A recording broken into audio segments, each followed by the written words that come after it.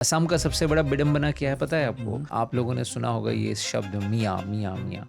Assamese लोगों के लिए ये खतरे की घंटी है। अब वहाँ प्रियंका गांधी पहुंच चुकी हैं, बेटी प्रधानमंत्री बने। हेमंत बिस्वा शर्मा दिल्ली खूब आ रहे हैं, तो बयान खूब हैं, एक दूसरे पर हमले खूब हैं। भाषा को लेकर तो आप बता ही रहे हैं। क्या वहाँ खान पान पर भी राजनीति होती है? ये एक धारणा है कि नॉर्थ ईस्ट के लोग ज्यादातर नॉन वेज ही खाते हैं। सत्य वचन है, असम के मुख्यमंत्री के साथ घूमेंगे जब वो टूर करते हैं तो उनके साथ वो वही होते हैं। असम में पहला एनआरसी 1951 में हुआ और उसमें जितने लोग पाए गए, कुछ लाख पाए गए थे, उनके साथ क्या हुआ किसी को नहीं पता। वो गायब हो गए। मैं गायब कहाँ हुआ? सॉल्यूशन क्या ढूंढा गया? क्या वहाँ सॉल्यूशन है भी या नहीं है? ये बहुत अच्छा सवाल है। कैंसर के लास्ट स्टेज जैसे है। नहीं तो बहुत बड़ा डॉक्टर भी ले आएंगे, समझ आप गया। कुछ नहीं कर सकते तो एक हो। आम समझ क्यों नहीं बन रही है? आप पानी पीजिए। गुवाहाटी से गुजर रहा था और नए एयरपोर्ट के पास से भी गुजरा, तो मुझे एक ड्राइवर साहब मिले, उन्होंने बताया अब आप जो एरिया देख रहे हैं, अब यहाँ आपको डेवलपमेंट नहीं दिखेगा, क्योंकि सीएम ने साफ कह दिया है इधर नहीं करूंगा, इधर पैसा लगाऊंगा ही नहीं, तुम्हारे वोट भी नहीं चाहिए। कांग्रेस हिमंत बिस्वा शर्मा के एलिजेड करप्शंस के इशू उठा रहे हैं कि वो जमीन हड़पते हैं, उनके बीवी जमीन हड़पती है। जुबीन को रिवाइव करने की कोशिश करते रहते हैं। आप ही ने कहा था कि बनेगा, तो वो पहचान की जो सियासत है, जो आइडेंटिटी पॉलिटिक्स है, उस पर बहुत जोर दे रहे थे। इंसान असम के मुख्यमंत्री हो तो उनके लिए एक बहुत बड़ा ट्रेनिंग हो जाता है कि आगे जाके भारत संभाल पाए।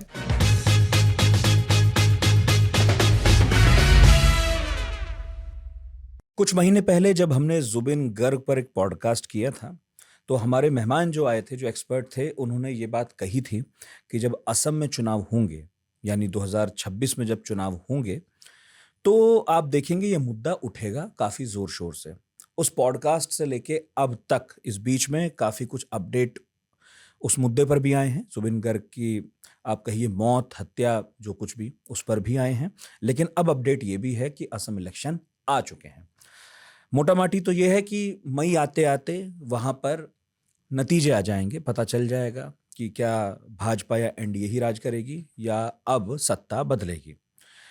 फिलहाल तो स्थिति यह है कि स्क्रीनिंग कमेटी चेहरे टटोल रही है, मंथन चल रहा है, उम्मीदवार कौन होगा कौन नहीं।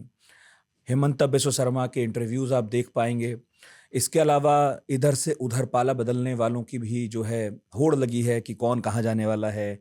कुछ छोटी पार्टीज भी हैं असम में जिनके कार्यालयों के सामने कतार है टिकट मांगने वालों की।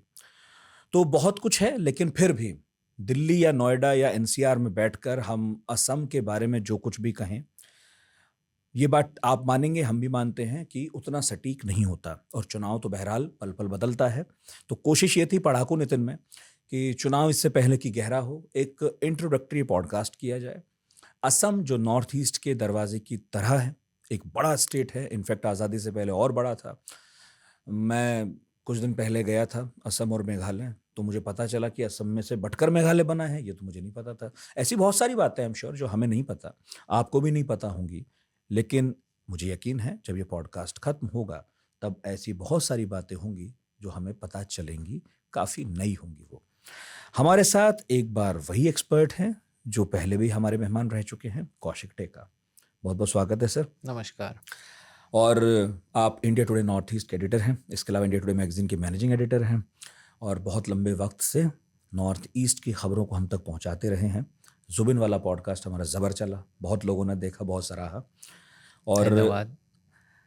हमने तब तय किया था कि असम इलेक्शन पे बात होगी, तो ये तो है ही कि अब वहाँ प्रियंका गांधी पहुंच चुकी हैं, हेमंत बिस्वा शर्मा दिल्ली खूब आ रहे हैं, तो बयान खूब हैं, एक दूसरे पर हमले खूब हैं।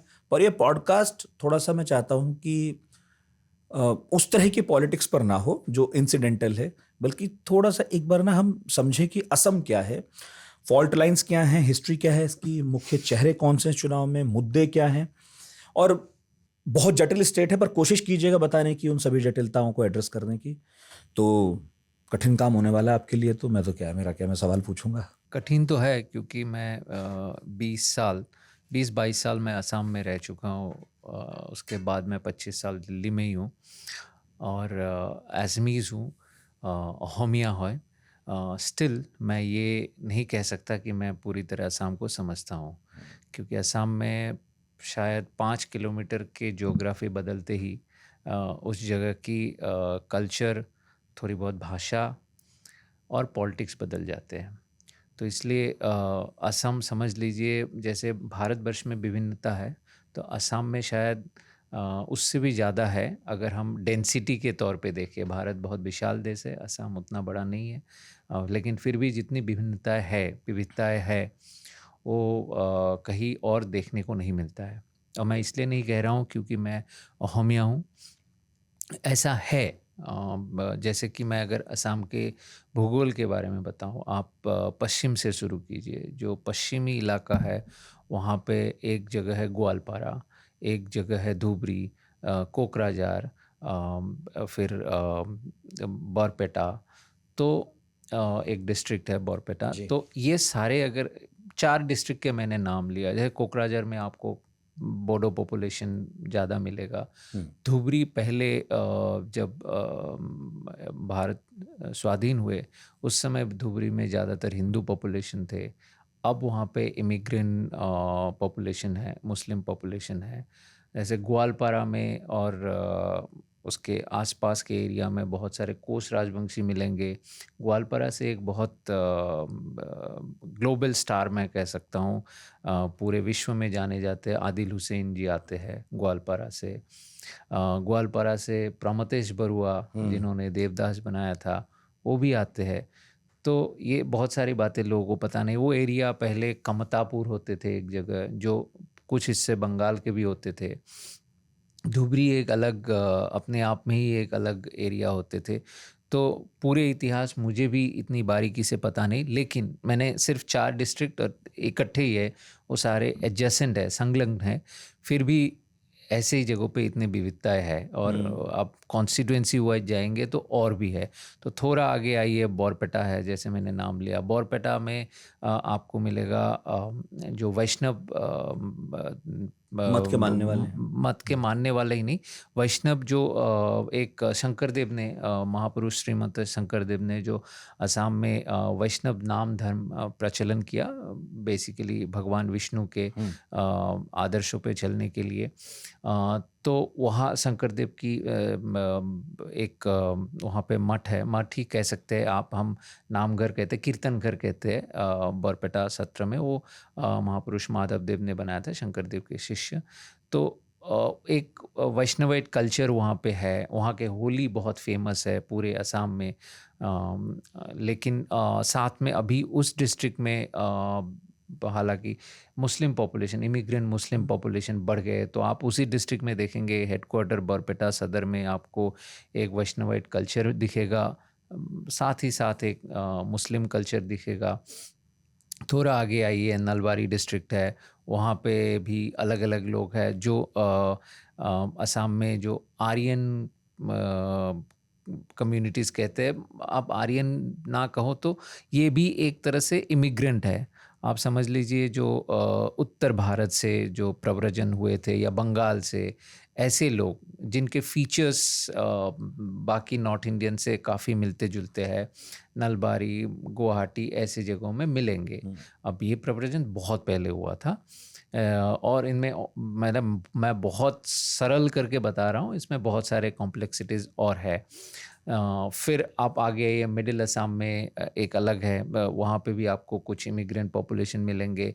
नॉर्थ बैंक पे जाएंगे तो वहाँ पे बोडो पॉपुलेशन भी है उडालगुरी तक, और उसके आगे जाएंगे तो टी ट्राइब के पॉपुलेशन मिलेंगे। अपर असम चले जाइए, जोरहाट, गोलाघाट, शिवसागर, डिब्रूगढ़, वहाँ पे बहुत सारे और कम्युनिटीज़ मिलेंगे। आहोम मिलेंगे जिन्होंने असम पे रूल किया था 600 साल।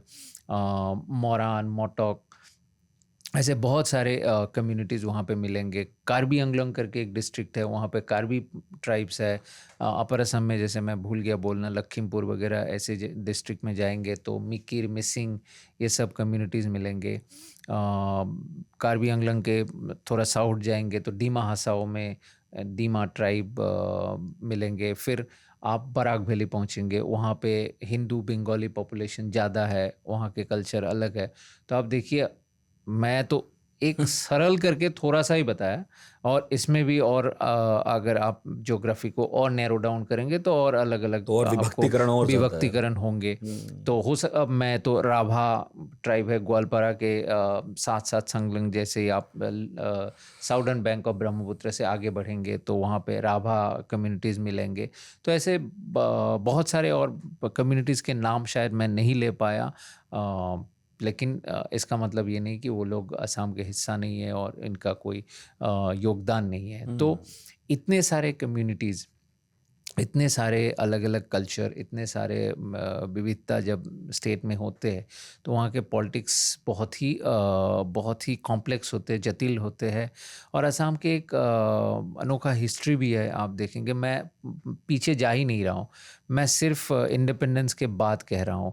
इंडिपेंडेंस के बाद अगर देखेंगे असम में एक फीलिंग आया था। पहले तो असम अलग अलग हो गए, बहुत सारे स्टेट्स इकट्ठे ही थे असम के साथ, जैसे मेघालय थे असम के साथ टूट के अलग हो गए, तो जो आपको पता चला तो और साथ में एक फीलिंग था, ये पूरे नॉर्थ ईस्ट का फीलिंग है कि सेंटर दिल्ली असम को या नॉर्थ ईस्ट को नेग्लेक्ट करते थे, क्योंकि एक ज्योग्राफिकल डिस्टेंस भी है। इसके वजह से बहुत सारे असंतोष थे। असंतोष की वजह से अलग अलग मूवमेंट हुए, इंसर्जेंसी आपने देखा कई, किसी को अलग राज्य चाहिए, किसी को अलग देश चाहिए। जैसे उल्फा के जन्म हुआ था अलग देश 1979 में, वो भारत से ही अलग होना चाहते थे। बोडो एजिटेशन हुआ, फिर इंसर्जेंसी में तब्दील हुआ, वो अलग स्टेट चाहते थे उदयाचल करके। ऐसे सबके अलग अलग डिमांड्स थे। फिर जो एजिटेशन शुरू हुआ, एक बार भाषा एजिटेशन शुरू हुआ, एक असमिया भाषा और बांग्ला भाषा को लेकर असम में एक बहुत ही तनाव है, बड़ा तनाव है। और इसकी जड़ है 1826 के बाद, जब असम ब्रिटिश एम्पायर में आए तो 10 साल के अंदर अंदर 1836 में असम में बांग्ला स्टेट लैंग्वेज के तौर पे घोषित किया गया, क्योंकि ब्रिटिश को पता नहीं था। और असम के लोग, बहुत कम लोग, उस समय तो बाहरी एजुकेशन मिले नहीं थे, बहुत कम लोग ब्रिटिश एडमिनिस्ट्रेशन में काम करते थे। तो ब्रिटिश एडमिनिस्ट्रेशन बाहर से लोग लाते थे, बंगाल से ही लाते थे। तो उन लोगों ने कहा ये असमीज जो लैंग्वेज है, असमिया भाषा, वो एक डिस्टॉर्टेड फॉर्म है, अपभ्रंश है बांग्ला का, जो गलत है। क्योंकि असमीज भाषा का आप कहीं भी चेक करके देखिए, जो ओरिजिन है वो बांग्ला भाषा से पहले है। अच्छा। और फिर ब्रिटिश लोगों ने ही 1836 से 72 तक असमीज लैंग्वेज स्टेट लैंग्वेज बन के रहा। तो असमीज ने ज़बरदस्त प्रतिवाद किया, लड़के फिर वापस ले लिया स्टेट लैंग्वेज की मर्यादा। इसमें ब्रिटिश की योगदान ये है कि जो भी मिशनरीज थे उन लोगों ने न्यूज़पेपर निकाला असमीज में, अरुणोदय आया शायद 1846 में। तो ऐसे ऐसे भाषा तो पहले से ही था, लेकिन भाषा की जो असर्शन हुआ वो शुरू हुआ, और बांग्ला भाषा के साथ एक तनाव जो वहाँ से शुरू हुआ वो अभी भी है। जैसे आप सिलचर में जाएंगे, जो बराक वैली में, अभी भी वो स्टेट लैंग्वेज बांग्ला ही चलाते हैं, असमीज नहीं मानते। तो ये सब और भी बहुत सारे इश्यूज़ है। साथ में ये शुरू हो गया जो बांग्लादेश से जो प्रव्रजन हुआ काफ़ी तादाद में, जो डेमोग्राफिक चेंज कर दिया, वो एक काफ़ी दर की बात बन गई असमीज़ लोगों के लिए, इंडिजीनियस लोगों के लिए। वो असमीज़ हो, ट्राइबल हो, जो भी भाषा बोलते हो, तो सबको लगा कि ये भाषा हमारे ऊपर हावी हो जाएंगे। तो ये तनाव शुरू हुआ। तो पहले एक भाषा आंदोलन शुरू हुआ था 1960s में, और फिर 1970s के बाद ख़ासतौर से चुनाव के दौरान, लोकसभा चुनाव के दौरान ये पाया गया, मंगललोई करके एक कॉन्स्टिट्यूंसी में, लोकसभा कॉन्स्टिट्यूंसी में काफ़ी तादाद में इलीगल वोटर्स पाए गए। तो वहाँ से जो ट्रिगर हुआ असम एजिटेशन, वो 6 साल चला।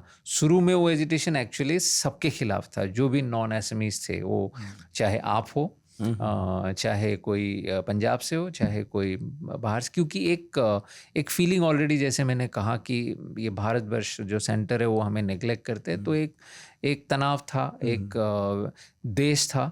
तो इसके वजह से जो भी नॉन असमीज है या नॉन इंडिजीनियस है, उनके खिलाफ एक तनाव था। लेकिन असम एजिटेशन ने उसको एक अलग दिशा दिया कि ये तनाव सिर्फ और सिर्फ बांग्लादेशियों के खिलाफ हो गया, जो इलीगल इमिग्रेंट फ्रॉम बांग्लादेश, और वो रिलीजन बेस्ड नहीं था, अभी भी नहीं है। वो इंसिडेंटल है कि वहाँ से ज़्यादातर जो लोग आए हैं वो मुसलमान हैं, लेकिन उनके तरफ जो द्वेष है वो इसलिए नहीं है कि वो मुसलमान है, इसलिए है क्योंकि वो भारत के ही नहीं है, और इसलिए और ज़्यादा है क्योंकि वो भाषा जो बोलते हैं वो बांग्ला है, बांग्ला के अलग अलग डायलेक्ट है। हालांकि ये बात भी बहुत लोग नहीं जानते कि जो इमिग्रेंट बांग्लादेश से आए, ख़ास तौर से जो मुसलमान इमिग्रेंट है, उनमें से अधिकतर लोग यहाँ आके, क्योंकि वो बहुत गरीब होते हैं, समाज के बहुत निम्न वर्ग के होते हैं, तो गवर्नमेंट स्कूल में ही जाते हैं। यहाँ आके अगर गवर्नमेंट स्कूल में ही गए तो एसएमईज़ मीडियम में पढ़े तो काफ़ी अच्छा एसएमईज़ बोल लेते। कई दफ़ा मैंने बहुत सारे इमिग्रेंट ओरिजिन लोगों से मिला जो मेरे से भी अच्छा एसएमईज़ बोलते हैं। तो जो पहले के जेनरेशन से उन्होंने अपना लिया था। अब क्या हुआ, ये तनाव जो ऑलरेडी है एसएमईज़ और बांग्लादेशी के बीच में, इसके वजह से जो नेक्स्ट जनरेशन से आए उन लोगों ने धीरे धीरे अपना जो भाषा है, वो जो बांग्ला का ही एक डायलेक्ट है, बांग्लादेश के जिस जगह से वो ओरिजिनली आए हैं उनके हिसाब से उनका भाषा होता है, वो डायलेक्ट को एसर्ट करने लगे हैं। तो इस वजह से अब और एक तनाव बढ़ गया है, क्योंकि 2011 के चुनाव में जो 48% एसएमई स्पीकिंग पॉपुलेशन है, उनमें से एक सिग्निफिकेंट प्रोपोर्शन ये इमिग्रेंट ओरिजिन फ्रॉम बांग्लादेश, उन लोगों ने भी अपने मातृभाषा को एसएमईज़ कहा है। अब देखना ये है 2027 में जब वो जनगणना होंगे तो ये लोग क्या कहेंगे, ये लोग अपने लैंग्वेज बांग्ला लिखेंगे या एसएमईज़ लिखेंगे। अगर इन लोगों ने बांग्ला लिखा तो शायद जो स्टैटिस्टिक्स है 29% बांग्ला एंड 48% एसएमईज़, ये बिगड़ जाएगा, इसमें अलग तरह के संतुलन देखने को मिलेगा। इसी के साथ मैं और एक बात बोल दूंगा कि आप लोगों ने सुना होगा ये शब्द मियाँ मियाँ मियाँ। तो मियाँ भारतवर्ष के किसी भी जगह पे आप जाएंगे तो ये एक तरह से एक सम्मानजनक शब्द होते हैं, मियाँ आप कैसे हो। असम में मियाँ का मतलब होता है आम जनता के मन में बांग्लादेशी मुस्लिम, क्योंकि असम में जो एसएमई स्पीकिंग मुस्लिम है वो बरसों से चल के आ रहे, उनके अलग अलग नाम हैं, गोरिया, मोरिया, देसी, और उनके भाषा एसएमईज़ है। तो कल्चरल डिफरेंस लगभग ज़ीरो के बराबर है। आप एक नॉर्थ इंडियन हो के आप इजीली एक एसएमईज़ मुस्लिम और एक एसएमईज़ हिंदू को डिस्टिंग्विश नहीं कर पाएंगे जब तक वो मंदिर और मस्जिद ना जाए। खान पान लगभग एक जैसा ही है। तो और तनाव भी कुछ नहीं थे, जैसे कुछ बड़े बड़े नाम असम में, सैयद अब्दुल मलिक जो एक प्रसिद्ध लेखक है, सैयद अब्दुल मलिक ने एक ग्रंथ लिखा धन्य नौरतनुभाल, ये है महापुरुष श्री शंकरदेव के बायोग्राफी। हाँ, तो हम जब बड़े हो रहे थे बचपन में, जब भी ये नाम आता था सैयद अब्दुल मलिक, किसी के मन में, मैं ये सिर्फ मेरे लिए नहीं, किसी के मन में एक पल के लिए ये नहीं होता था कि ये मुसलमान है, क्योंकि हमारे जो हिंदू हो या मुस्लिम हो, एसएमईज़ के जो प्राइमरी आइडेंटिटी है वो एसएमईज़ है। हमारा कल्चरल आइडेंटिटी ज़्यादा है। हम अपने बिहू से हम चाहेंगे कि हमें लोग अपने बिहू के वजह से जाने, जुबिन गर्ग के वजह से जाने, हमारे कल्चर, म्यूज़िक, लिटरेचर, इनके वजह से जाने, ना कि मैं हिंदू हूँ या मुस्लिम हूँ बाद में। क्योंकि आप हिंदू को भी देखेंगे, असम के जो हिंदू है वो आपसे, मतलब जो इंडियन हिंदू है, जो बेसिक जो आप लोगों के कॉन्सेप्ट है उनसे थोड़ा हटके है। जैसे वहाँ पे ब्राह्मण भी नॉनवेज खाते हैं, यहाँ पे आके पता चला कि ब्राह्मण नॉनवेज खाते नहीं है।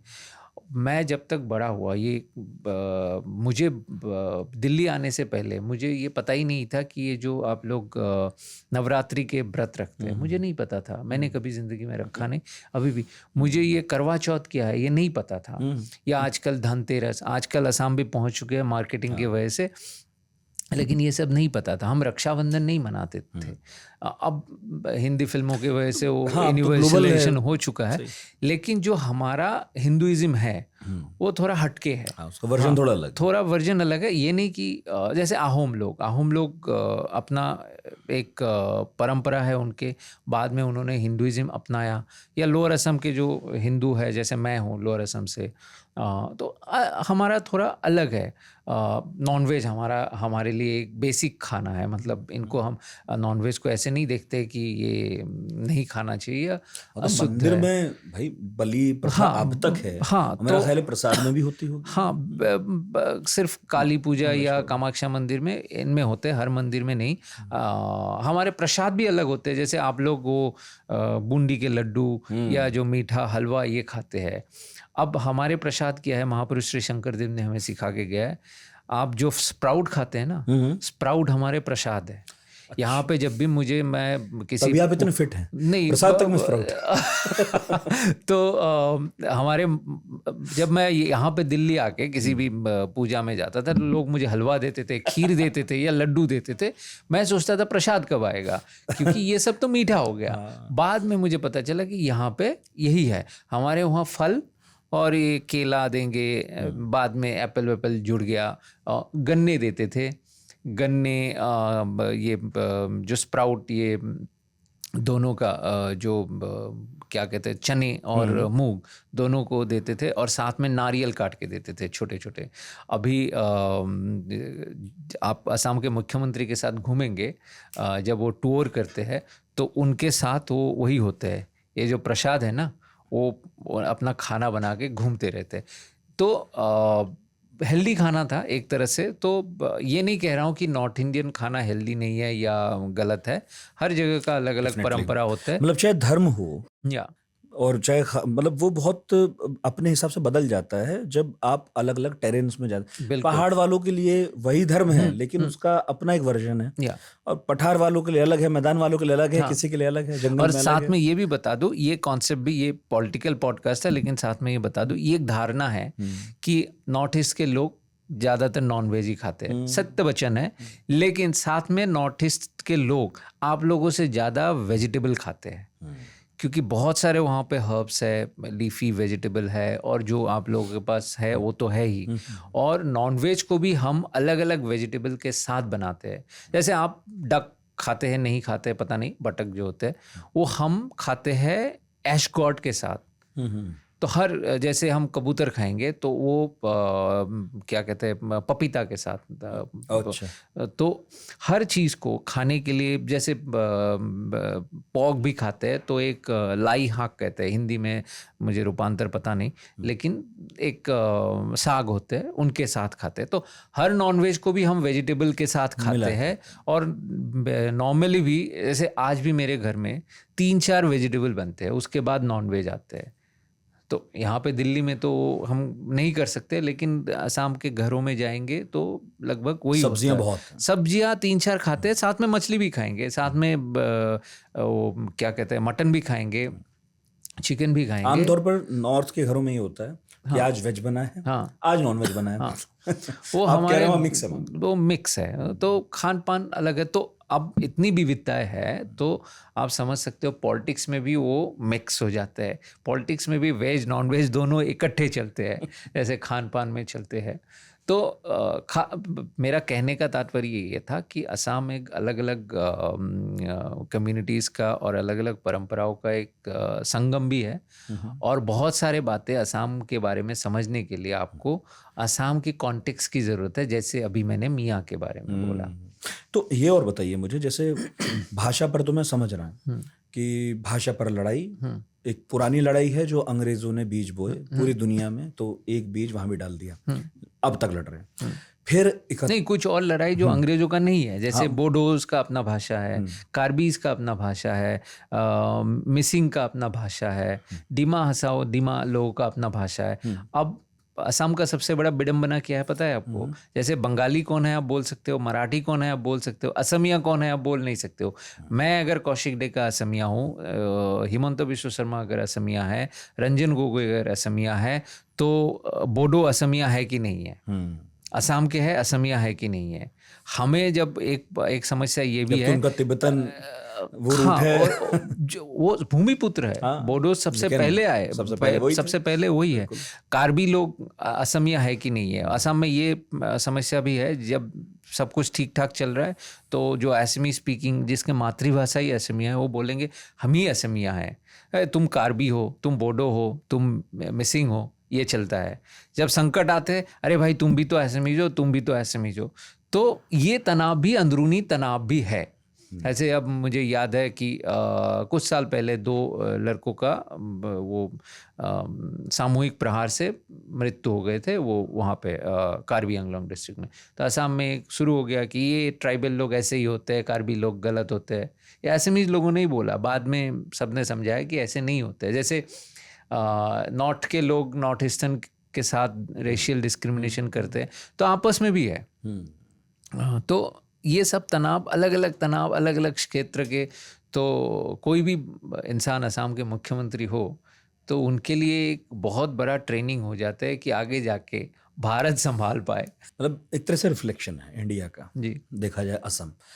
मैं यही पूछ रहा था कि भाषा को लेकर तो आप बता ही रहे हैं, क्या वहाँ खान पान पर भी राजनीति होती है, या वहाँ पर क्या पहना जाए इस पर भी होती है? क्योंकि अभी मैं हेमंता बिस्वा शर्मा को कुछ दिन पहले सुन रहा था एक इंटरव्यू में, तो वो पहचान की जो सियासत है, जो आइडेंटिटी पॉलिटिक्स है, उस पर बहुत जोर दे रहे थे। ठीक है ये भी बात कि IIT मांगता है असम, या IIM मांगता है, लेकिन ये भी एक सच बात है कि वो उतनी ही जोर शोर से आइडेंटिटी की पॉलिटिक्स का हल्ला भी करता है, मतलब असम का कोई भी नेता। तो मुझे समझाइए थोड़ा सा, ये जो पहचान की राजनीति है, ये तो आपने बताई 50 तरह की पहचान है वहाँ पर, सबसे ज़्यादा पहचान की राजनीति जो करना चाहते हैं, जो कह रहे हैं कि हमारी पहचान जो है वो कहीं छिपती जा रही है, या उसे दरकिनार किया जा रहा है, या वो ओवरशैडो हो रही है, वो कौन लोग हैं? वो कौन है जो ये मान रहा है कि इस पहचान की राजनीति में हम पिछड़ गए? देखिए, एक राजनीति ये है कि असम के जितने भी इंडिजिनियस लोग हैं, मैं इंडिजिनियस का मतलब ये कह रहा हूँ कि या तो ट्राइबल ओरिजिन, मंगोलॉइड ओरिजिन, या बहुत पहले उत्तर भारत या बंगाल या कहीं से भी प्रव्रजन किए हुए लोग जो सदियों से वहाँ पे है, और असमीज या लोकल लैंग्वेज बोलते हैं। तो इन लोगों को हमेशा ये लग रहा है, दो इसमें प्रॉब्लम है। एक है कि सेंटर की नेग्लेक्ट, ठीक है, वो काफ़ी हद तक अब कम हो गया, बहुत ही मिनिमल है अभी, क्योंकि आपने देखा होगा कि धीरे धीरे, क्योंकि कम्युनिकेशन के युग है, और ये भी सच है कि मोदी गवर्नमेंट ने काफ़ी फोकस नॉर्थ ईस्ट पे दिया है, तो ये जो एक सेंस ऑफ एलियनेशन था वो धीरे धीरे कम हो गया है। मतलब डायरेक्ट फ्लाइट्स होना अब बहुत है, ट्रेन है, काफी बच्चे लोग घूमने जा रहे हैं, वहां से पढ़ने आ रहे हैं, दिल्ली, बॉम्बे, बैंगलोर, इनफैक्ट अब तो भारत के उस सो कॉल्ड मुख्यधारा के मीडिया में असम की राजनीति की चर्चा भी खूब होती है, तो उन्हें ये भी नहीं लगना चाहिए कि हिंदी वाले बात नहीं कर रहे हैं। नहीं, बिल्कुल। तो ये जुबिन गर्ग भी सुने जाते हैं, ये अभी कम हो गया है। लेकिन जो बांग्लादेशियों से जो दर है, क्योंकि उनके पॉपुलेशन, ये कहना मैं भूल गया, असम में अभी 2011 में जब सेंसस हुए तो मुस्लिम पॉपुलेशन कहा गया था 34%। अब ये मैं आपको निश्चित तौर से कह सकता हूँ कि ये 40 के ऊपर चले जाएंगे, और ये जो 34 या जो 40 अब होने वाला है, 40+, इनमें जो असमी स्पीकिंग मुस्लिम है वो बहुत ही मिनिस्कुल है, वो 1% भी शायद नहीं होंगे, ठीक है, असमी बोलने वाला मुसलमान। हाँ, इनके बहुत कम संख्या है। तो ज़्यादातर ये लोग, ये मुस्लिम लोग इमिग्रेंट ओरिजिन के हैं, और इमिग्रेंट ओरिजिन मतलब बांग्लादेश से आए हैं। तो ये सही है गलत है, आप लीगल एक्सप्लेनेशन कुछ भी दे दीजिए, लेकिन असमीज़ लोगों के लिए, और जब मैं असमीज़ वर्ड बोल रहा हूँ मैं सबको इंक्लूड कर रहा हूँ, ये असम में रहने वाले इंडिजिनियस लोगों के लिए ये खतरे की घंटी है, वो डर है। और इसके बहुत सारे वजह भी है, बहुत जगहों पे उन्होंने ज़मीन खो दिया, लाइवलीहुड पे असर आ रहा है, कल्चर पे ख़तरा मंडरा रहा है, क्योंकि जाहिर सी बात है किसी के भी संख्या बढ़ जाएंगे तो हावी हो जाते हैं। नहीं, वो हावी, मैं एक बार आपको टोक की चीज़ पूछ रहा हूँ कि अब किसी भी कारण से कोई किसी स्टेट में गया हो, मैं केवल असम की बात नहीं कह रहा हूँ, ये कुछ झगड़े से तो कोई कब्जा नहीं कर रहा है, कोई लड़कर तो कर नहीं रहा है। नहीं, इसमें एक अंतर है, आप ये समझिए, नितिन ठाकुर अगर असम में चले जाए तो कोई समस्या नहीं है, क्योंकि आप भारतीय हो, आप आ सकते हो, रह सकते हो, कोई कुछ नहीं कह सकता। जैसे कौशिक डेका यहाँ दिल्ली आके 25 साल से बैठा हुआ है, कोई कुछ नहीं कह सकता, ये मेरा देश है। लेकिन क्या कोई पाकिस्तान से, कोई श्रीलंका से अपने मनमर्जी से चुपके से आके बच सकते हैं और क्योंकि मैं 10 साल यहाँ बैठ गया मुझे सिटीजन बना दो, या मैंने फर्जी तरीके से अपना कागजात बना लिया मैं इस जगह का सिटीजन हूँ। असम का समस्या क्या है, ये जो 1951 से ये हो ही रहा है प्रब्रजन अभी तक। तो ये जो लोग आए, कोई वीजा लेके तो नहीं आए। आप MEA में चेक कीजिए कितने लोगों ने वीजा लिया है, ऑब्वियसली नहीं तो है। चुपके से आए हैं, अरे गलत आज तरीके भी से सीमाएं आए, सर खुली हुई हैं, तो आ रहे हैं। तो गलत तो है ना, आप किसी दूसरे देश से आए हो, गलती से आए हो, आपने अलग अलग तरीके से इस देश का सिटीजनशिप ले लिया, आपके संख्या इतना बढ़ गया है, तो जो इंडिजिनियस लोग हैं उनके मौके कम हो गए, आप ये कह रहे हैं। उनके मौके कम हो गए, उनको डर लगेगा ना। आप आज अकेले यहाँ पे हो, 50 बाहर से लोग आ जाए तो आप इस कमरे में कम पड़ जाओगे ना। कमरा तो इतना ही है, असम के ज्योग्राफी तो एक्सपैंड नहीं हो रहा है। आप ये देखो, आप एक जना थे या आप और मैं यहाँ बैठे हुए थे, इस दरवाजे से अगर 50 और लोग आ जाए जिनके भाषा, जिनके कल्चर, जिनके बैकग्राउंड आपसे मिलते जुलते ना हो, तो इस कमरे में जब वो डिसीजन मेकिंग होगा, हाँ सही बात है, तो कौन डिसाइड करेगा? तो बेसिकली समस्या सांप्रदायिक नहीं है, आप कह रहे हैं ये समस्या जो अवैध रूप से डेमोग्राफिक चेंज होने जी की, वो चेंज हो रहा है। लेकिन ये सिर्फ असम की तो नहीं होगी, नहीं, ये ये तो असम की सारे ज्यादा 7 राज्यों की होंगी जो नॉर्थ ईस्ट में नहीं, नॉर्थ ईस्ट में बाकी स्टेट में कम है। बाकी स्टेट में इसलिए कम है क्योंकि बहुत सारी जगहों पे ILP है, बहुत सारी जगहों पे रेस्ट्रिक्शंस है, क्योंकि ट्राइबल एरियाज है। ट्राइबल एरियाज में आप जमीन नहीं खरीद सकते हो बहुत जगहों पे। अब जमीन नहीं खरीद सकते हो तो बसोगे नहीं, आपको फिर बहुत सारे राइट्स नहीं मिलते हैं। लेकिन ट्राइबल एरियाज में भी आप त्रिपुरा को देखिए, वहाँ पे जो इमिग्रेंट्स थे, बंगाली इमिग्रेंट्स, हिंदू बंगाली, उन्होंने कब्जा करके, जो त्रिपुरा के उदाहरण क्यों देते हैं, क्योंकि वहाँ पे अब तो सारे इंडियन सिटीजन्स है, मैं कोई भी अभी इलीगल इमिग्रेंट्स नहीं है, लेकिन उनके जब संख्या बढ़ गए, जो त्रिपुरा एक ट्राइबल स्टेट हुआ करते थे वो मार्जिनलाइज हो गए, उनके पास अब सत्ता नहीं है, सत्ता बंगाली लोगों के पास है, हिंदू बंगालीज है ये लोग। तो असम के लोग भी डरते हैं कि आज 40% है, कल 50 हो जाने के बाद तुम लोग क्या करोगे, हमारे पॉलिटिकल पावर खत्म हो जाएंगे। तो ये डर बहुत ही जेन्युइन डर है, और ये किसी हेट्रेड की वजह से नहीं है, नफरत की वजह से नहीं है, ये जमीन और लाइवलीहुड को लेके है, ये अस्तित्व की संकट है, क्योंकि कल्चरल आइडेंटिटी, लिंग्विस्टिक आइडेंटिटी, इन सब पे खतरा है। सही है। तो मैं केवल हिमंता बिस्वा शर्मा की बात नहीं करता, ना मैं किसी कांग्रेसी मुख्यमंत्री की कर रहा हूँ। समस्या इन लोगों से भी पुरानी है ना। सॉल्यूशन क्या ढूंढा गया, क्या वहाँ सॉल्यूशन है भी या नहीं है? ये बहुत अच्छा सवाल है। सॉल्यूशन तो बहुत पहले होता। अब देखिए 1951 आप लोग NRC के बात करते हो, 2019 में हुआ। असम में पहला NRC 1951 में हुआ था। बहुत लोगों को पता ही नहीं क्यों हुआ था, क्योंकि उस समय भी ये समस्या था, और उसमें जितने लोग पाए गए, कुछ लाख पाए गए थे, उनके साथ क्या हुआ किसी को नहीं पता। वो गायब हो गए। गायब कहाँ हो गए? असम में ही गायब हो गए। हाँ, मतलब बस आंकड़ा पता है, लेकिन उसका किया कुछ नहीं। वो जो इलीगल उस समय पाए गए थे, वो आज 3 जनरेशन का इंडियन सिटीजन बन गए हैं, क्योंकि वो 4 लाख 5 लाख जो भी पाए गए वो शून्य में विलीन हो गए, कहीं तो गए नहीं है, वो बैठ गए, कागजात बन गए। अब वो बोलते हैं मैं 51 में आया था, मैं 41 में आया था, कौन देखेगा? अब कोई नहीं पता कर सकता। तो ये अब असम के सिटीजन हो चुके हैं, आप कुछ भी नहीं कर सकते हो। जो आप सोल्यूशन की बात कर रहे हो ना, जो हिमंता बिस्वा शर्मा भी कई दफ़ा बोलते हैं कि वो भी कुछ नहीं कर सकता, वो सिर्फ क्योंकि पॉलिटिशियन है, वो आवाज़ उठाते हैं, वो बातें करते हैं, कुछ फ़ायदे के लिए, कुछ जेन्युइनली करते हैं, लेकिन वो जिस सीट पे बैठे हैं उनका काम सॉल्यूशन देना भी तो है। सोल्यूशन क्या देंगे? आप बताइए ये 1951 से अब तक जितने आए हैं, उनके 99% लोगों ने कागजात बना लिया है, भारत के नागरिक हो चुके हैं। आप ये आर्ग्यूमेंट कर सकते हो कि मैं 51 में आया था, मैं वैलिड हूँ, मैं 71 से पहले आया था, मैं वैलिड हूँ, मैं 71 के बाद आया था।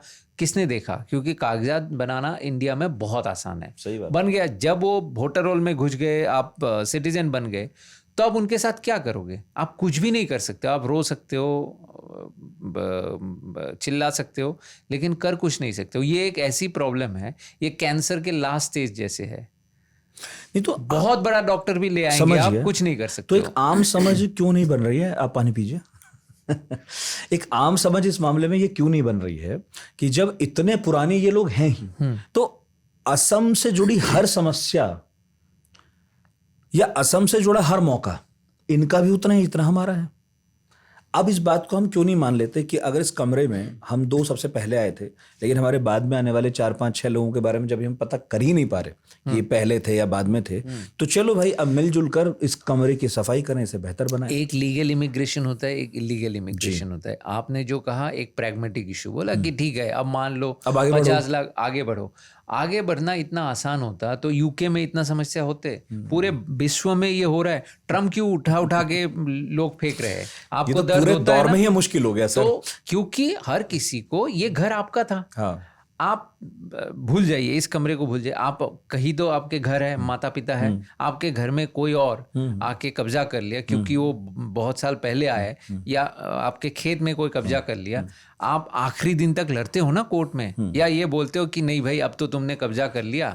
आपके जमीन जब कोई पर हड़प आखिर लेता में है, कोर्ट्स में बंटवारे ही होते हैं। नहीं कोर्ट में क्यों लड़ते हो? आप तो पहले ही वो कर सकते हो ना। नहीं, मैं समाधान पे आ रहा हूँ। समाधान- लड़े, लेकिन आखिर में क्या होता है तो आपको ये भी पता लड़ाई है। अभी भी चल रहा है। हाँ, तो क्या होना है इसका? ये लड़ाई लोग मांग रहे हैं कि पॉलिटिकल लीडरशिप से या भारत से, सेंट्रल लीडरशिप से। और हर बार सेंट्रल लीडरशिप, ये 2014 से मोदी सरकार है। मोदी ने 2014 में बोला था कि बांग्लादेशी भगा दूंगा जब जैसे ही मैं वोट लूंगा, हाँ, सबको बोरिया सब बिस्तर बाहर। बांध के। लेकिन नहीं, एनआरसी भी हुआ ना। 1.9 मिलियन में से बांग्लादेशी कितने होंगे? 50% भी नहीं है। वो बहुत सारे लोग जो इंडिजिनियस है वो भी एनआरसी में एक्सक्लूड हो गए। कागजात की बात है। तो प्रैक्टिकली कोई सॉल्व नहीं कर सकते इसको, लेकिन ये बात कोई मानेंगे भी नहीं। और लोग जो है, लोग तो रोएंगे, क्योंकि आपके घर जब कोई कब्जा करता है ना तो आप चुप नहीं रहोगे। यही मैं कह रहा हूँ सर कि तो हम सब उनका एक इनका कंसर्न एक समझते सोल्यूशन हैं। भी था, वही इनका पूछ एक रहा हूँ। सोल्यूशन भी था जो असम अकॉर्ड हुआ था। हाँ, असम अकॉर्ड में एक क्लॉज 6 है, वो उसमें कहा गया था कि जो इंडिजिनियस लोग हैं असम के, उनको कॉन्स्टिट्यूशनल प्रोटेक्शन दिया जाए जी। कि जो पॉलिटिकल पावर है उनके लिए रिजर्व किया जाए। जी। क्यों नहीं कर रहे? आज उस बात को भी 40 साल हो गए। हाँ, अरे अभी तो उनके ऊपर एक कमेटी भी बन गए, उन्होंने रिपोर्ट भी दिया। ये रिपोर्ट अमित शाह के टेबल तक आए ही नहीं। अब हेमंत बिश्व शर्मा बहुत आवाज़ें उठा रहे हैं कि हम बांग्लादेशी भगाएंगे, मैं किसी को बख्श नहीं दूंगा। ये सब कुछ है। आप एक लॉ पास करके इंडिजिनियस लोगों के लिए, जिनके भाषा असमिया है, जिनके कल्चर असमीज है, पहले असमीज कौन है वो डिफाइन कीजिए, फिर आप उनको कॉन्स्टिट्यूशनल प्रोटेक्शन दे दीजिए ना कि जमीन पे, सरकारी नौकरी पे इन्हीं का अधिकार होगा। तो ये समस्या, तो ये एक सॉल्यूशन हो सकता है। एक सोल्यूशन नहीं, अब तो प्रैग्मेटिक सोल्यूशन यही बचा है। तो क्या ये हो जाएगा?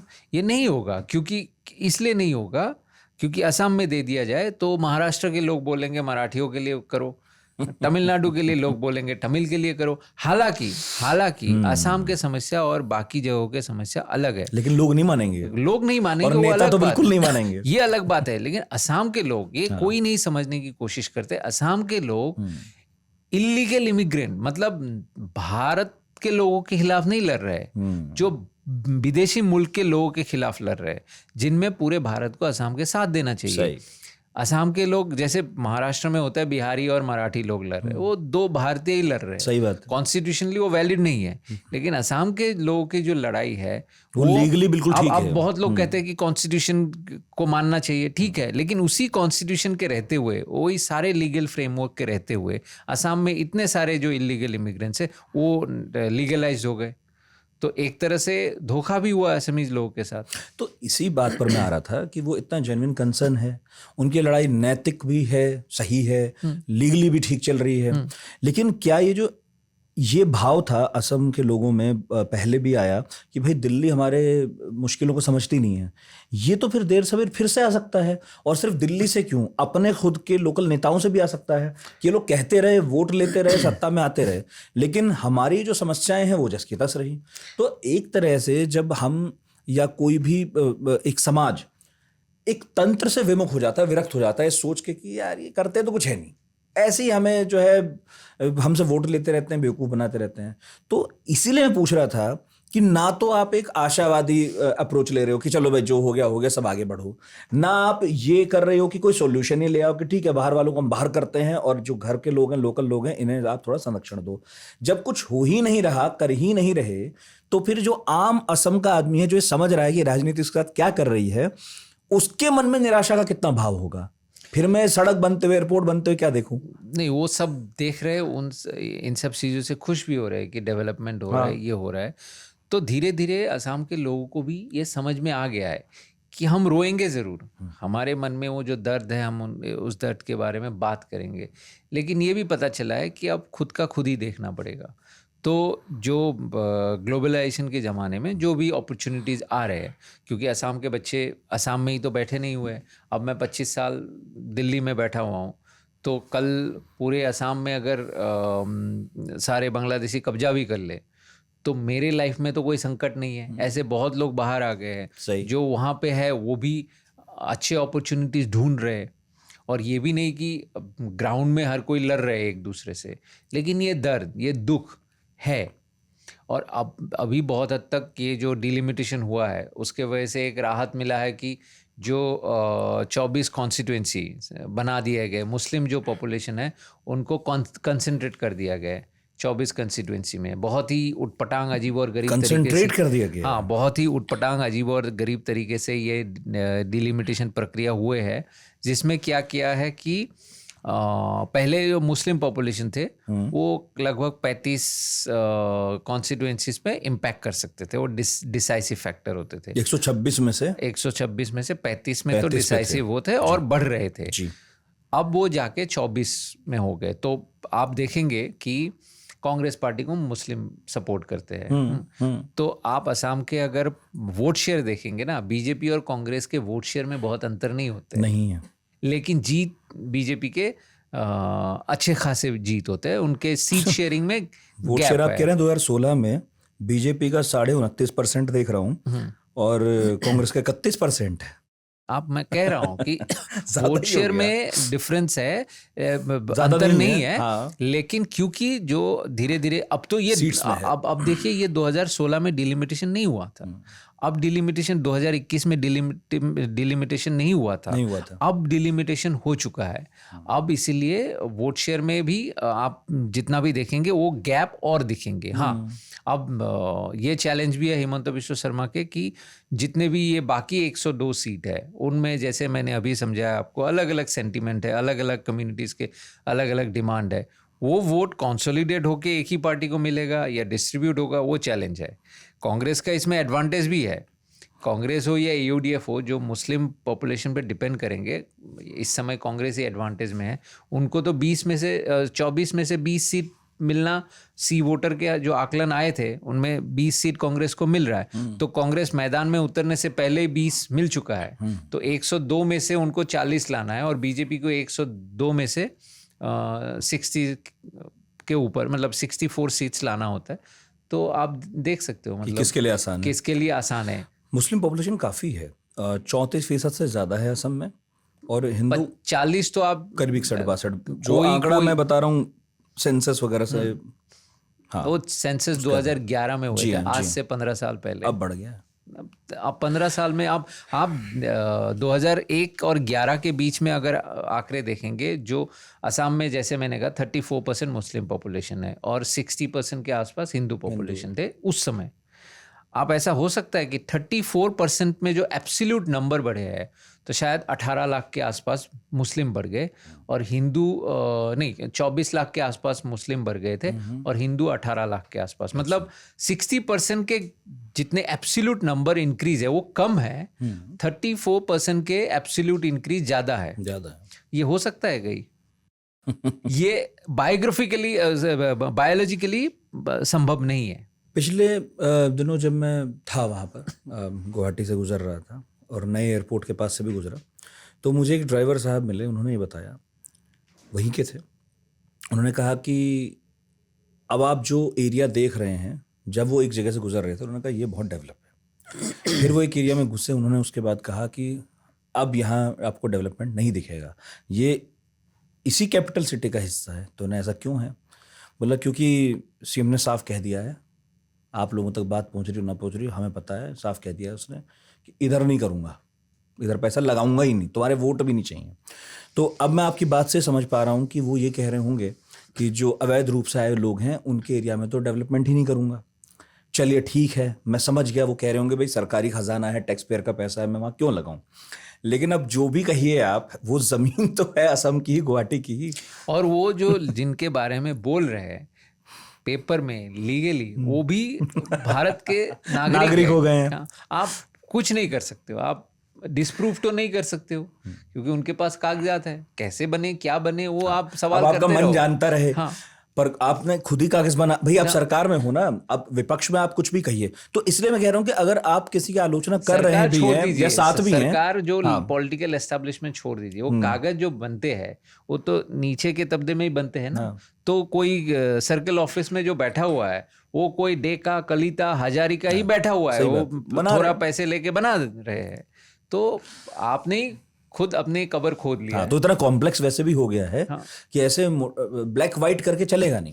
आप कहते रहिए यहाँ नहीं करूंगा, वहां करूंगा, बेसिकली ये सब अब कॉम्प्लेक्सिटी में फंस गया ये सब नैरेटिव है। हो ठीक है, वो वहाँ डेवलपमेंट नहीं करेगा। जो जहाँ तक मुझे हिमंत बिश्व शर्मा के पॉलिसी समझ में आ रहा है, एक प्रैग्मेटिक सोल्यूशन ये है कि असम भारत का एक छोटा सा हिस्सा है।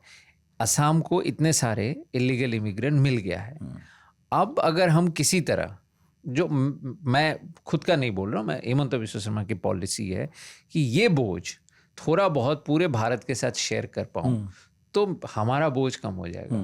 और ये लोग तो इसलिए नहीं है कि उन लोगों को असम से कोई अलग प्रेम है। असम में अपॉर्चुनिटीज दिखे, खाली जमीन दिखे तो आ गए। तो अब ये जो कहते रहते हैं कि मैं इनको इतना परेशान करना चाहता हूँ चले जाएंगे कि यहाँ से कोई और कहीं और नहीं। किसी इंटरव्यूअर ने पूछा ये कि आप इन्हें परेशान करेंगे, ये चले जाएंगे, कहाँ चले जाएंगे? तो बोले मैं क्या जानूं, कहीं जाए।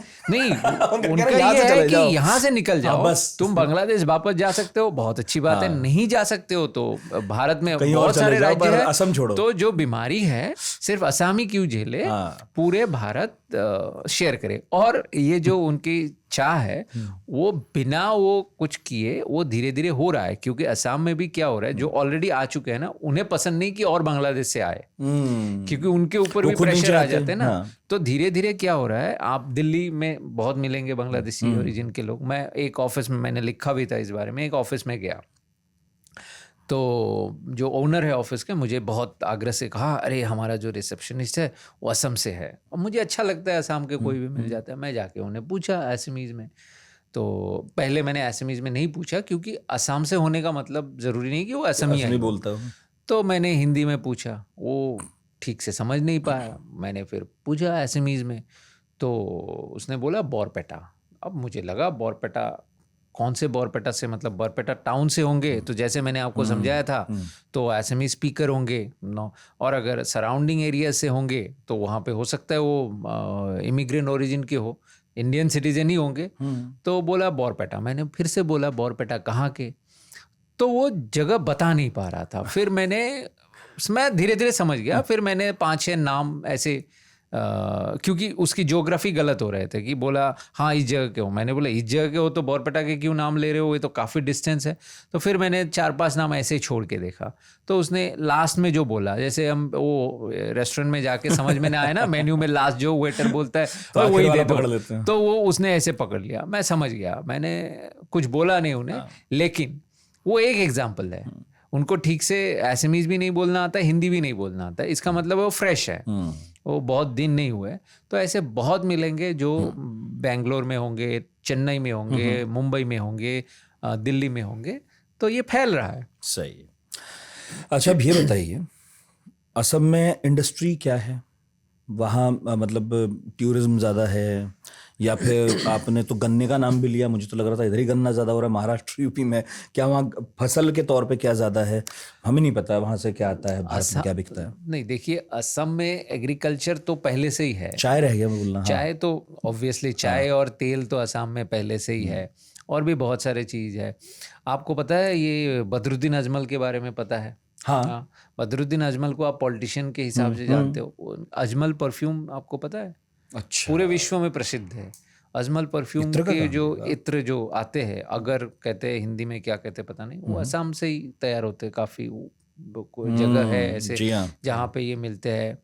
तो बहुत सारे फसल जो रेगुलर फसल होते हैं, पैडी या क्या कहते हैं वेजिटेबल को छोड़ के भी, हाँ, लेकिन ये एग्रीकल्चर सेक्टर बहुत संगठित नहीं थे। तो मतलब जो भारत के कई स्टेट में ये प्रॉब्लम है।